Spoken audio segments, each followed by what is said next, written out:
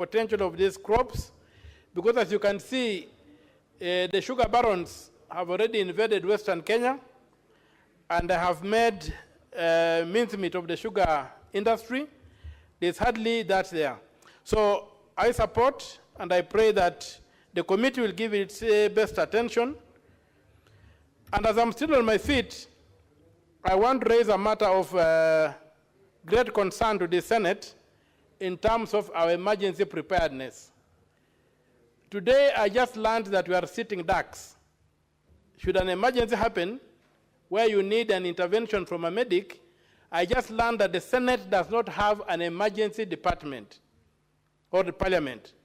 We don't have even just a first aid.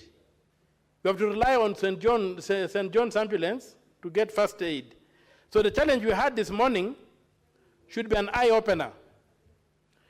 It also occurred to me that we do not have the Bunge Tower, high as it is, does not have a lift where a stretcher can fit. We are only lucky that the emergency we had today happened on the first floor. So we're able to carry the victim using a stretcher by the staircase. Imagine if it had happened at the top of that building, what would have happened? So I think it was a terrible thing. Whoever designed, I think time has come for us to hold people to account. That building cannot continue being like that. When I leave my office, I have to go and look for a shoe shiner to shine my shoes because the carpet gets off and sticks on my shoes. I need a service of a shoe shiner when leaving my office. It's very, very sad. Whoever designed that building, these people need to be arrested and locked away. Right from people who designed it, those people who supervised it, people who stood for it.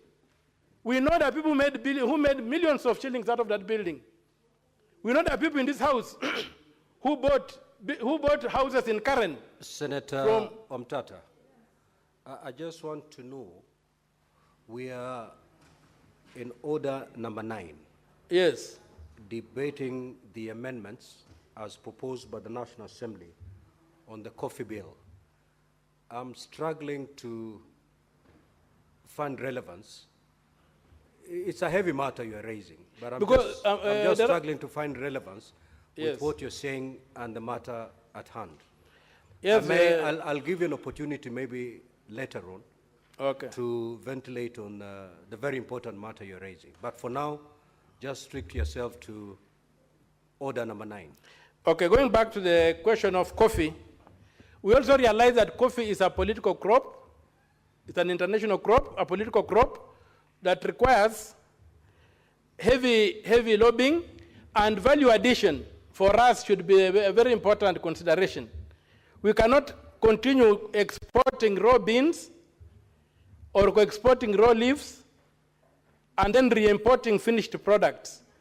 I think when you consider this bill, I'll be requesting that those responsible take it upon themselves to make sure that the question of value addition is seriously addressed, and we see how this country can we should even maybe make it illegal like European countries have done, that you cannot export raw material. So that we can try to just make sure that we do whatever it takes to export finished products from Kenya. This idea of raw materials has created poverty among our farmers. If you see what the farmer takes, you go to central Kenya where they're growing coffee, you look at what the farmer takes home against a tin of Nescafe, you find that this farmer hardly makes anything.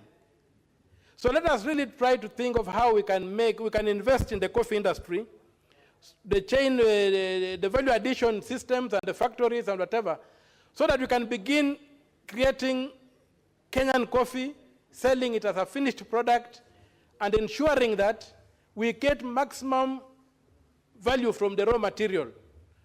The value addition, sometimes most of the value is in value addition and not necessarily in raw material.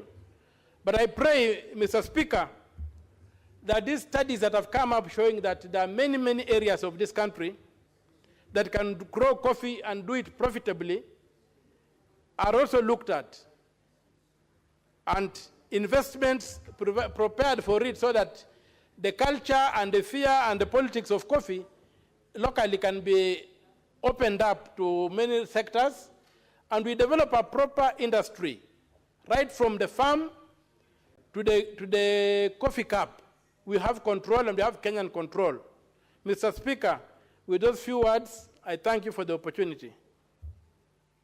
Senator